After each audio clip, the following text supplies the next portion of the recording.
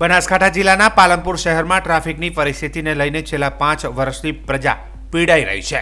ત્યારે અનેક લોકો હેરાન થાય છે અને અનેક વાહન ચાલકો કલાકો સુધી હેરાન થવું પડે છે। ત્યારે ગઈકાલે કલેક્ટરના આદેશ બાદ NHAI પાલિકા અને RNBની ટીમે આજે દબાણની કાર્યવાહી હાથ ધરી હતી। પાલનપુરના એરોમા સર્કલથી કોજી વિસ્તાર અને પાલનપુરના એરોમા સર્કલથી હનુમાન ટેકરી વિસ્તાર સુધીમાં 1000થી વધુ દબાણ આજે હટાવવાની કામગીરી શરૂ કરાઈ છે।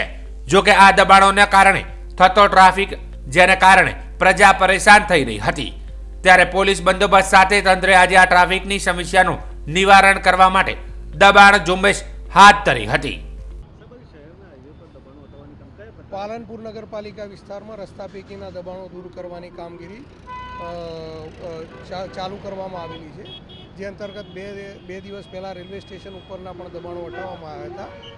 એરોમા સર્કલ ઉપર વધતી જતી ટ્રાફિકની સમસ્યાને લઈ અને માન્ય પ્રાંત સાહેબ દ્વારા એક મિટિંગનું આયોજન કરવામાં આવ્યું હતું વિવિધ ડિપાર્ટમેન્ટને સાથે રાખી, જે અંતર્ગત ટ્રાફિકને નડતરરૂપ જેટલા દબાણો છે એરોમા સર્કલ ઉપરની આજુબાજુના તેની 2 ટીમો બનાવી અને માન્ય પ્રાંત સાહેબે જે સૂચના આપી એ મુજબ દબાણો દૂર કરવાની કામગીરી નગરપાલિકા તથા અન્ય વિભાગો દ્વારા પોલીસ બંદોબસ્ત સાથે રાખી અને ચાલુ કરવામાં આવેલી છે। ટ્રાફિક સમસ્યાથી ત્રસ્ત અને અન્ય કોઈ રસ્તા પર વાહનોનું ડાયવર્ઝન હોવાથી બાયપાસ એ જ માત્ર વિકલ્પ છે, જેને લઈને પાલનપુરના નાગરિકો પણ ધરણા પર બેસી ગયા છે અને બાયપાસનું કામ જલ્દી પૂરું કરવાની માંગ કરી છે। તો બીજી તરફ શહેરના નાગરિકોનું માનવું છે કે આ દબાણનું નાટક 5મી વાર ભજવાયું છે।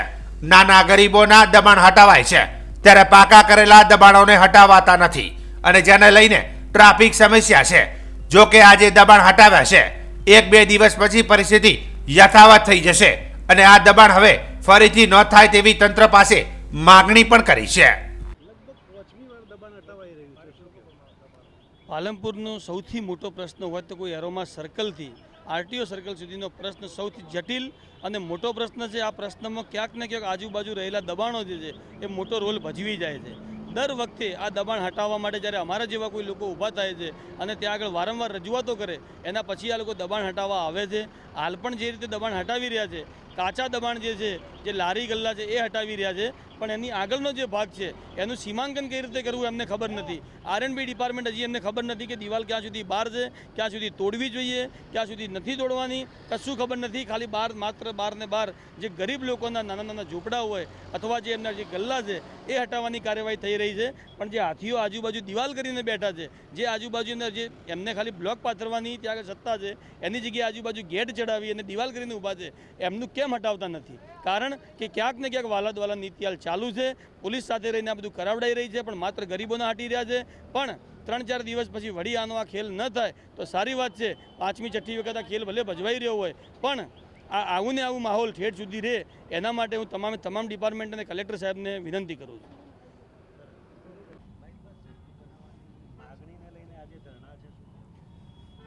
ટ્રાફિક સમસ્યા નિવારણ સમિતિ પાલનપુર દ્વારા આજે અમે શહેરના જાગૃત નાગરિકો દ્વારા એક ધરણા કાર્યક્રમ રાખેલો છે। તેના પાછળનું કારણ એ છે કે પાલનપુર શહેર બનાસકાંઠાનું વડું મથક છે અને અહીંયા જે એરોમા સર્કલ આવેલું છે ત્યાં એક ટ્રાફિક સમસ્યા એક મોટો પેચીદો પ્રશ્ન છે અને તેનો નિકાલ થાય માટે ગુજરાત સરકારે બાયપાસ મંજૂર કરેલો છે, પરંતુ બાયપાસનું ફંડિંગ થઈ ગયું છે, તેમ છતાં પણ એમ કે તેનું કામ ગોગળ ગતિએ ચાલી રહ્યું છે। એટલે અમારી આ ધરણા યોજવા પાછળની રજૂઆત એ કરીએ છીએ કે ત્વરિત આ બાયપાસ પૂરો કરવામાં આવે અને જે સાસવારે જે અહીંયા ઘટનાઓ બને છે અને ટ્રાફિક સમસ્યાના કારણે જે લોકો મોતને ભેટે છે તે ભવિષ્યમાં આવી જાનહાનિ ના થાય તે માટે અગમચેતી રૂપે અમે આ ધરણા કરી અને ગાંધીનગર સુધી અવાજ પહોંચાડવા માંગીએ છીએ। આ ઉપરાંત અમારી એક બીજી એ ડિમાન્ડ છે કે બાયપાસ ઝડપી પૂરો થાય, પણ બાયપાસથી આ પાલનપુર શહેરનું વિકરાળ ટ્રાફિક સમસ્યા દૂર થાય તેમ નથી, તેથી અંડરપાસ અને ઓવરબ્રિજ પણ બનાવવામાં આવે।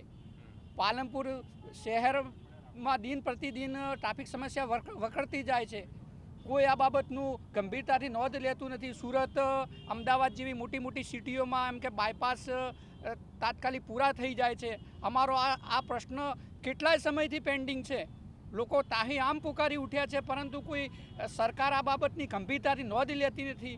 જે બાયપાસ મંજૂર કરેલો તેનું કામ પણ ગોકળ ગતિએ ચાલી રહ્યું છે. એટલે અમારી તો એ ડિમાન્ડ છે કે જે બાયપાસ બનવામાં જે બાધારૂપ પ્રશ્નો બનતા હોય એ દૂર કરી અને ત્વરિત બાયપાસ પૂરો કરવામાં આવે.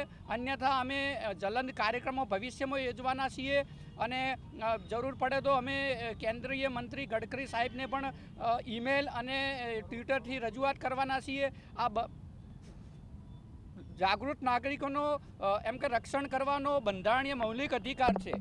એટલે અમારી ત્વરિત આ માંગ પૂરી કરવામાં આવે અને અહીંયાના પ્રશાસનને પણ આ મીડિયાના માધ્યમથી કહીએ છીએ કે અહીંયા લોકલ લેવલે જેટલું નડતર જે દબાણ છે, નડતરરૂપ દબાણ છે એ દૂર કરવામાં આવે, રસ્તા ખુલ્લા કરવામાં આવે, બિનજરૂરી લોકો એમ કે શોપિંગ આજુબાજુ જે પાર્કિંગ કરે છે એ દૂર કરવામાં આવે તો ઘણું બધું ટ્રાફિક સમસ્યા દૂર થઈ શકે એમ છે.